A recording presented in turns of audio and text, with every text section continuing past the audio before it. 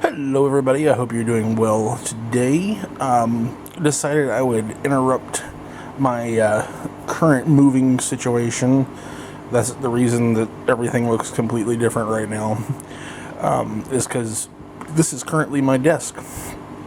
But I figured I'd take a few minutes to talk about the new figures. I've only gotten 2 of them so far, and I'm not going to spend a whole lot of time talking about the package. I am going to mention one thing. So I got Saru is the first one, and the only reason I still have him in the package is because I want you to see this is how he actually came.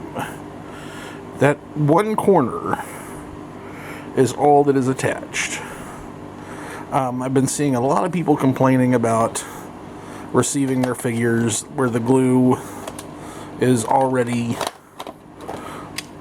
very loose on the figures and not packaged very well, but I guess it makes it okay because it makes it so I can get him in and out real easily. The stuff that they've got in here, tying them down is kind of a pain. It's these plastic tie things. Let's set that to the side for now.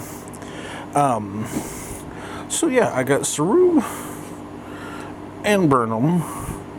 We'll leave her sitting back there for the moment. It's our first Discovery figures period.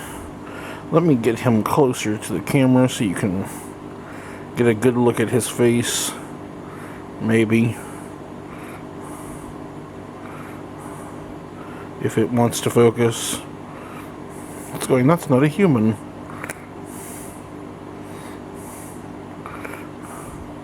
Boy, it does not like either of their faces, which actually might be sort of part of one of the small complaints I do have about these.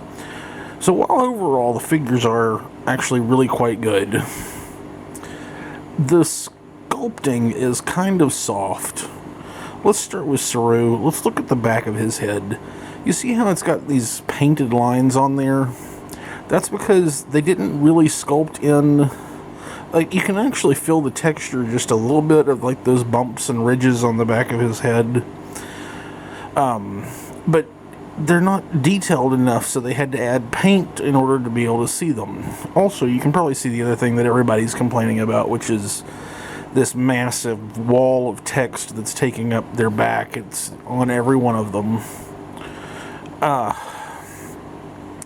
The costume itself was done beautifully.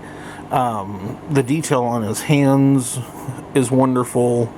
You can feel the texture that they put in on the sides, and the joints are all really good. He moves at the head, can do a swivel, arms can move all kinds of directions, bends at the elbow, and even the hand twist, legs go up and down, knee bends, and they actually even have a foot swivel. Now, unfortunately, because of Saru's hooves, he really cannot stand on his own. He has to use the base. Burnham, though, more foot surface area, she stands really well. So, I mean, well, let's talk about Burnham now.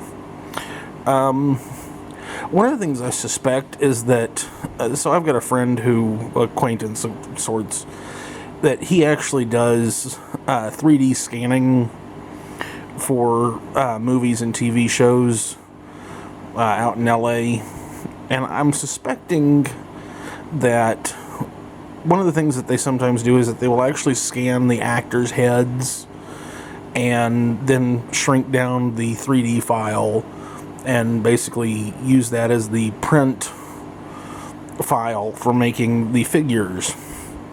And looking at these, I'm seriously suspecting that's what the case is, because of how soft, when you shrink down those 3D files, the details become softer and softer and softer. And I feel like that might be the case with these, is that that's what happened. Especially because while you have some decent texture here on the sort of poof in the front of her hair, the rest of her hair is completely smooth. I don't remember her having helmet hair for the first couple of seasons. You'd think they'd be able to put a little texture to that. But anyways, that's just kind of what I suspect about those, is that maybe because it was a 3D scan, that's what happened. Both of them come with a tiny little tricorder, which they both hold really well. I'll show Saru holding the tricorder there, and they each come with a phaser, which again they both hold really, really well. Only complaint I have about these is that they have a little bit of gold detailing on them that would have been nice to see done on those for the figures, or for the accessories. Each of them has one accessory that is individual to them. Burnham comes with a teeny tiny Alice in Wonderland book. You can kind of see where the spine is. You can sort of read, if you get a magnifying glass, that it says Alice in Wonderland. And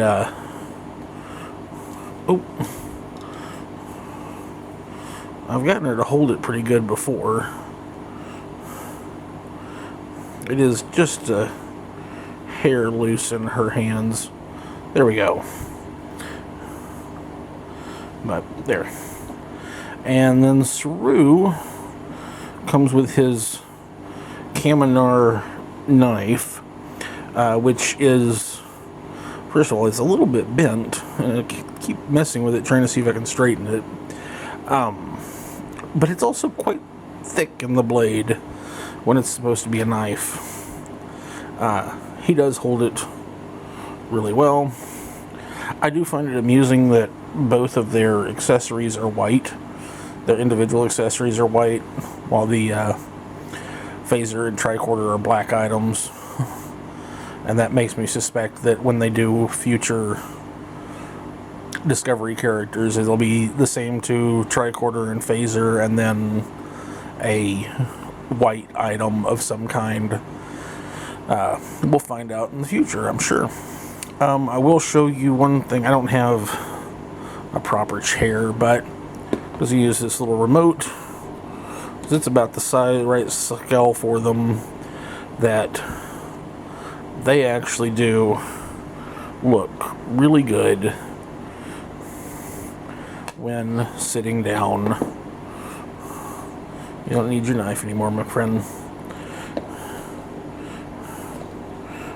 He's quite a bit taller than her. But if you were to get a captain's chair like the one that Triple Fiction Productions is selling on their website, they would be able to sit in it and look perfectly good. These do scale really well with the old Playmates figures. I don't have one nearby because I'm in the process of moving things. So that's really it for these two. Let's see. Maybe I can get him to stand. No. That's gonna be it for this week. I thank you guys for checking out my video, and I will see you next time.